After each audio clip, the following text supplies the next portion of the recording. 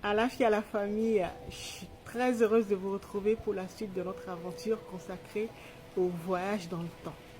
Alors, aujourd'hui, j'ai un message très important à vous faire passer. C'est pour ça que je prolonge un peu l'introduction à l'élément feu. Alors, voilà comment nous allons procéder.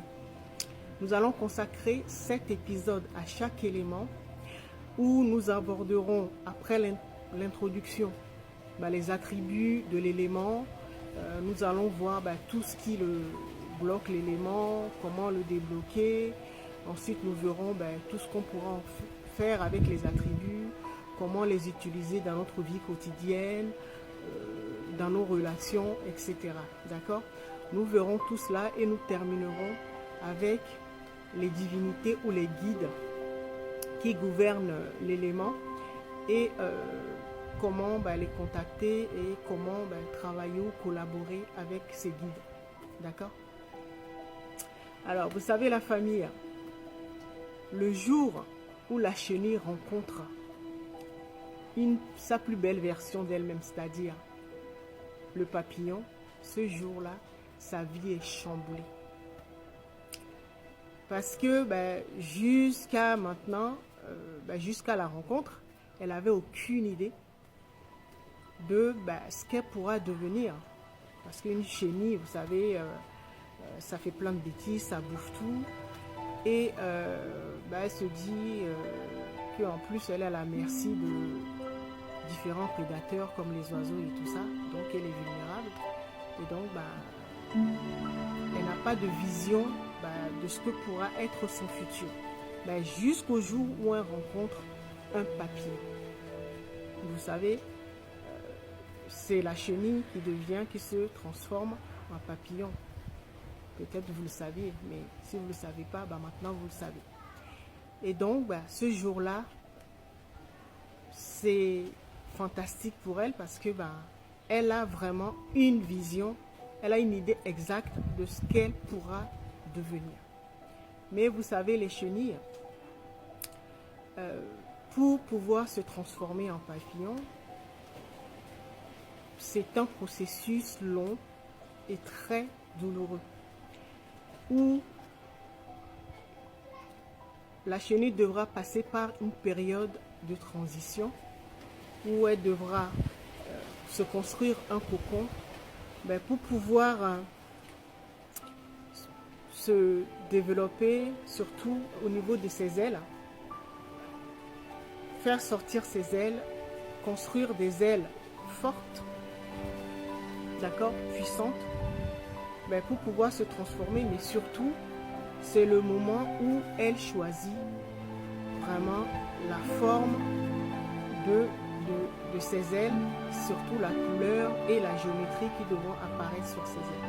Donc vous voyez cette période où qu'on appelle le cocon, la période de transition, la chenille se retrouve toute seule et c'est une période où elle a vraiment besoin de se concentrer, d'avoir toutes ses forces et pour pouvoir se concentrer et pouvoir construire cette belle version d'elle. D'accord? C'est ce qui se passe actuellement.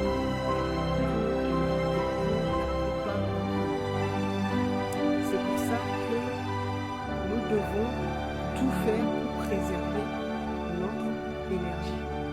Parce que dans l'épisode 64, je vous expliquais que nous avions besoin de beaucoup d'énergie pour pouvoir opérer cette métamorphose, passer de l'étape chenille au papillon. Le papillon, c'est la divinité qui se trouve en nous, d'accord, la meilleure version qu'on pourra incarner, d'accord. Et vous savez, nos prédateurs, les forces du bas astral, les forces du chaos, ça ne leur plaît pas parce que si nous arrivons à préserver notre énergie vitale, on va les affamer. Et donc, ça ne leur plaît pas du tout. Et donc, ces forces sont en train de tout faire pour nous déstabiliser. Et donc, c'est pour ça que vous allez voir dans le monde extérieur des attentats, des guerres, du terrorisme, vous allez avoir des élections. Vous savez, tout ce qu'il faut pour détourner notre attention. Parce que l'attention, là où va notre attention, c'est là où se dirige notre énergie. D'accord?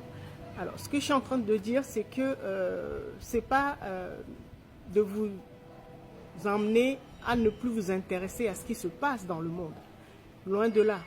Mais je suis en train de vous dire de regarder, bien sûr, de suivre l'actualité, mais avec le plus grand détachement.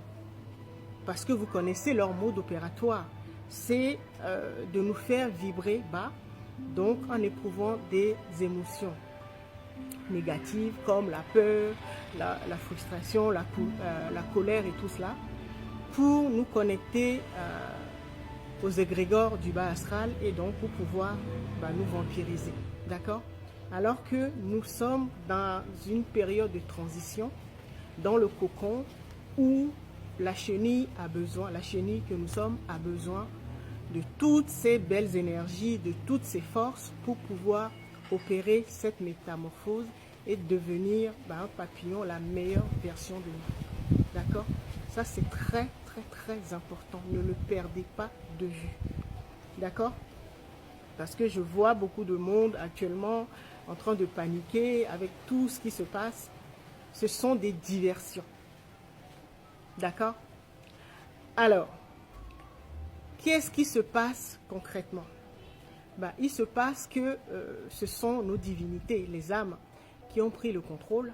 Et donc, les âmes sont en train de nous préparer à cette métamorphose, à devenir ou redevenir les meilleures versions que nous étions, d'accord? Et surtout à le perfectionner. Je vous parlais d'une période de transition où nous avons besoin de nous replier pour nous guérir. Donc, c'est ce qu'on va voir avec l'élément feu qui est lié à la guérison. Donc, c'est très, très, très important. D'accord?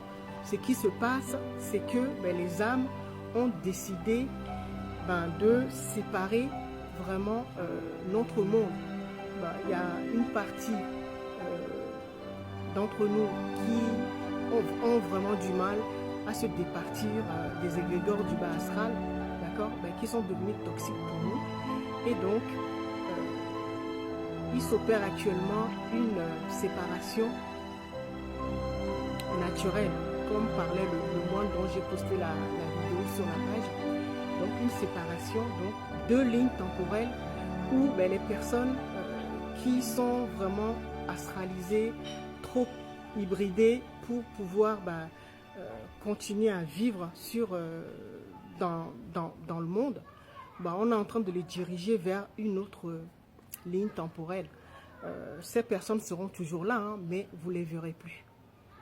Ça veut dire que vous n'aurez plus de nouvelles,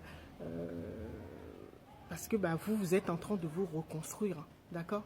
Donc, elles n'auront plus d'influence sur vous, elles ne passeront plus à vous, parce que c'était les personnes par lesquelles ces forces passaient pour nous vampiriser et nous prendre nos plus belles énergies. D'accord? Alors, tout simplement parce que nous l'avons peut-être oublié, mais chacun vit dans son monde, dans son royaume, dans son ce qu'on appelle le royaume psychique. La psyché, c'est lié à la pensée. D'accord? Donc, ce que nous avons de plus cher, c'est notre pensée, puisque nous créons avec notre imagination. Et donc, chacun est roi, reine dans son royaume psychique. D'accord? Donc, ce qui se passe au niveau politique sur la scène mondiale, ne vous en occupez pas tout simplement parce que le président ou les rois, en fait, c'est vous. Mais sauf que vous n'avez pas encore retrouvé votre trône. Pourquoi? Parce que l'univers est une sphère comme cette balle, d'accord? Et dans une sphère, il n'y a pas de centre. Pourquoi? Parce que tous les points représentent le centre de la sphère, d'accord? Et donc, si vous êtes là, ça veut dire que vous êtes le centre. Vous êtes le roi et la reine, le président de votre monde, d'accord? Je parlais de place sur le marché, d'accord? Donc, c'est tout simplement ça.